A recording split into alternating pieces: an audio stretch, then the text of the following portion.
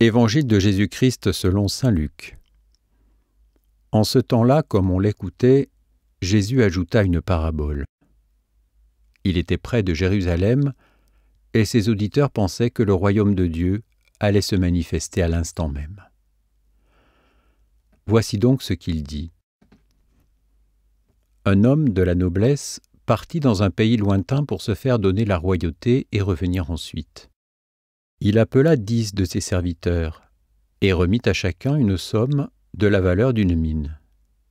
Puis il leur dit : « Pendant mon voyage, faites de bonnes affaires. » Mais ses concitoyens le détestaient, et ils envoyèrent derrière lui une délégation chargée de dire : « Nous ne voulons pas que cet homme règne sur nous. » Quand il fut de retour, après avoir reçu la royauté, il fit convoquer les serviteurs auxquels il avait remis l'argent, afin de savoir ce que leurs affaires avaient rapporté.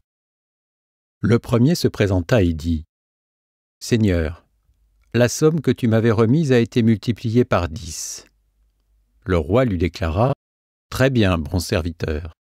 Puisque tu as été fidèle en si peu de choses, reçois l'autorité sur 10 villes. » Le second vint dire : « La somme que tu m'avais remise, Seigneur, a été multipliée par 5. » À celui-là encore, le roi dit : « Toi de même, sois à la tête de 5 villes. »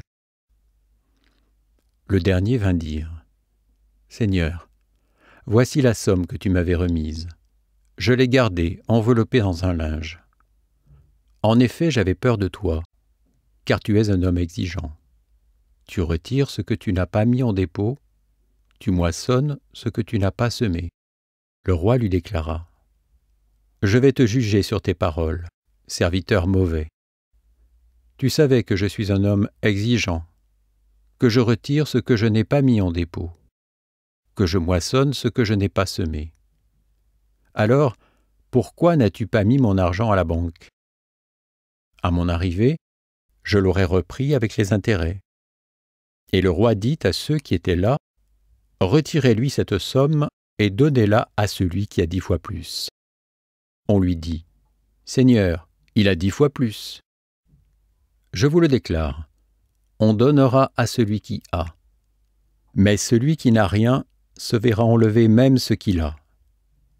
Quant à mes ennemis, ceux qui n'ont pas voulu que je règne sur eux, amenez-les ici et égorgez-les devant moi. » Après avoir ainsi parlé, Jésus partit en avant pour monter à Jérusalem.